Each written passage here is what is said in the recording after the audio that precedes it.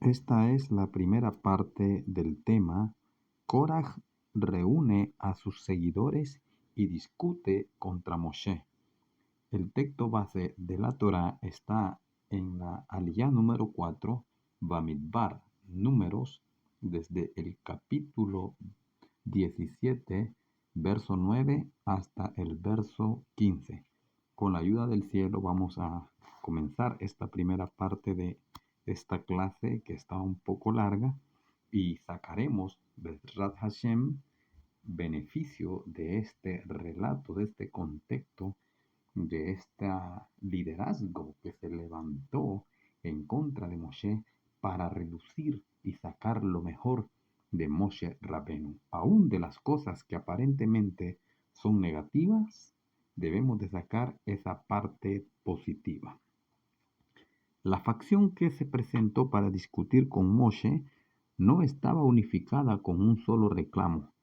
Más bien, Coré, como se conoce en las versiones, y sus séquitos disentían entre sí acerca del propósito de su argumento. Según Malbim y otros comentaristas, notan que la Mishnah en Pirkei Avot 5:20, cuando cita un ejemplo de un argumento que no era Leshem Shamayi, en honor de Dios, no menciona la discusión entre Korah y Moshe, sino la discusión de Korah y su congregación. Esta fraseología sugiere que los motivos y fines de los seguidores de Korah discordaban marcadamente. La controversia prevalecía dentro de la propia facción de Korah. Estaban viendo cómo se repartían el pastel. Korah mismo disputaba la elección divina de Aharón por la Keuná, por el sacerdocio. Él sostenía que Moshe había asignado el sacerdocio a Aarón y la abodá, el servicio a los leviín, por sí mismo. O sea, que fue Moisés, el absoluto, el que dispuso. Korah demandaba que el derecho a realizar la abodá Hashem fuera restringido al primogénito de todas las tribus, antes que ser limitada a la tribu de Leví solamente. Otra.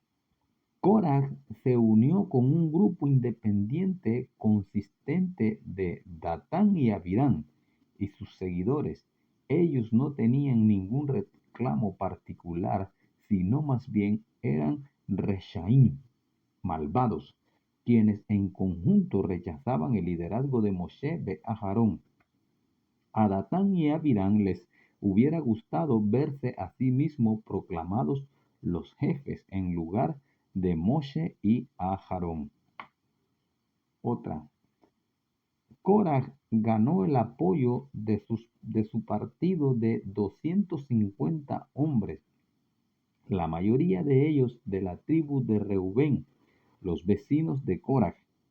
De acuerdo con algunas opiniones, estos 250 hombres eran primogénitos. Ellos intentaron reclamar el privilegio de realizar la abodá que, después del pecado del becerro de oro, habían sido transferida a la tribu de Leví. Es también posible que ellos quisieran que las grandes personas de cada tribu participaran en la abodá. ¿Quiénes eran estos 250 seguidores de Korah?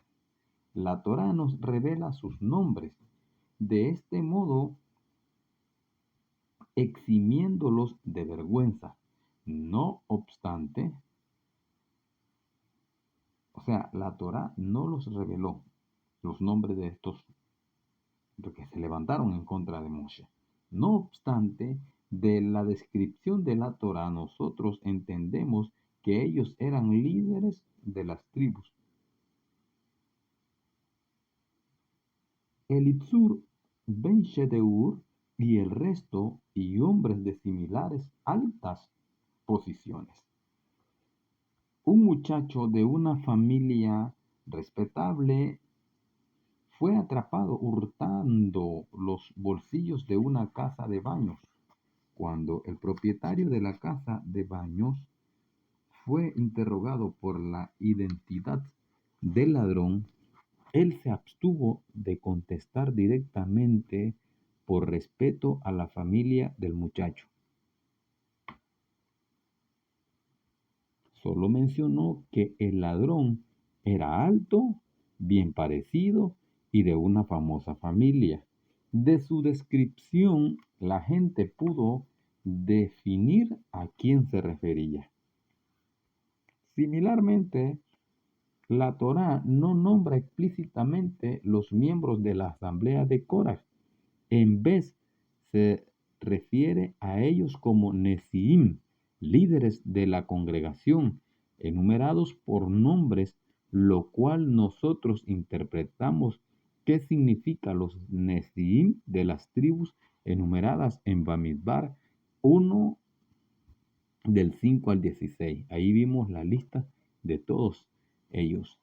Y similares, grandes y sabios hombres, Coraj, con su lengua suelta, los persuadió de que era injusto para una única tribu en Caal Israel realizar el servicio.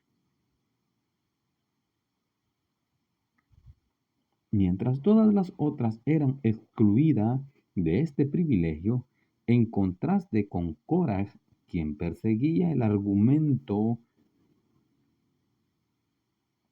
puramente por razones egoístas.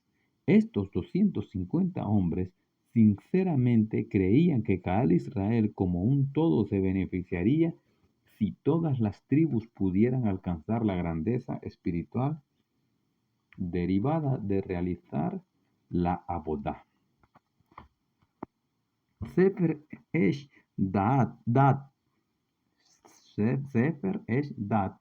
cita a Shelah en que estos 250 hombres no eran Hasbe Shalom herejes, como Korah, quien asumió que Moshe estaba falsamente emitiendo directivas en el nombre del Todopoderoso.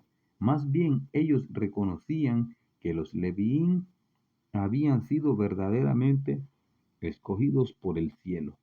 No obstante, a causa de las insinuaciones de Korah, ellos concluyeron que Hashem debía haber concedido las altas posesiones a la familia de Moshe en respuesta a las súplicas de Moshe de acuerdo con y él cumple los deseos de aquellos quienes le temen.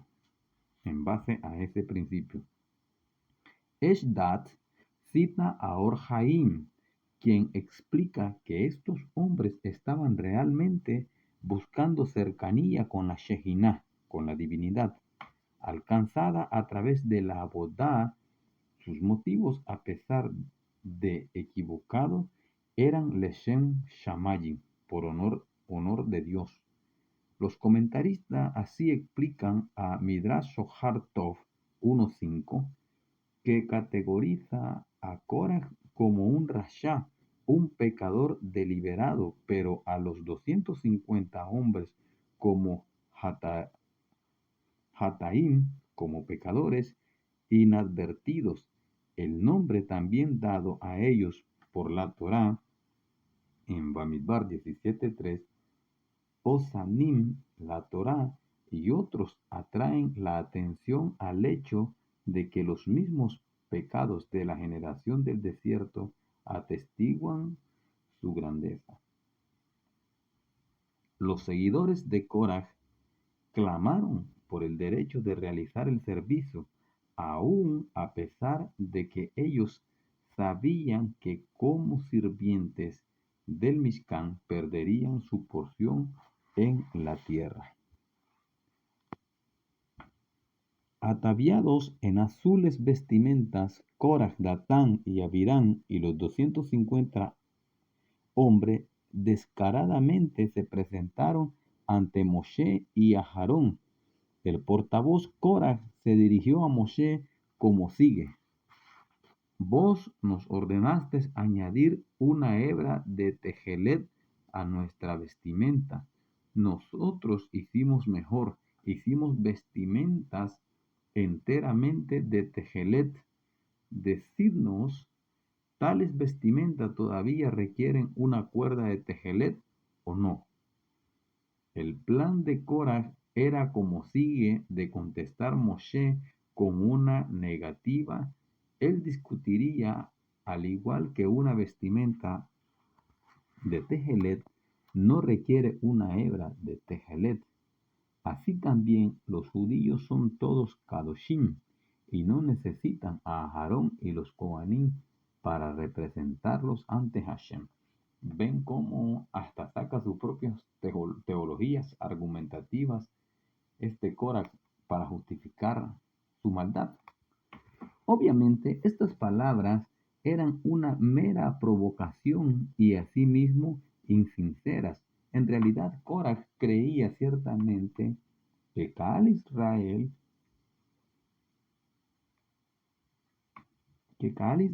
debería tener un Cohen Gadol, él mismo, de replicar Moshe, por el contrario, que una vestimenta de tejelet requiere ciertamente una hebra de tejelet. Korah ridiculizaría esta mitzvah y discutiría que Moshe la había inventado. Moshe replicó al interrogante de Korah: yo escuché de Hashem que aun si una vestimenta está hecha enteramente de tejelet, ella no obstante necesita una cuerda de tejelet.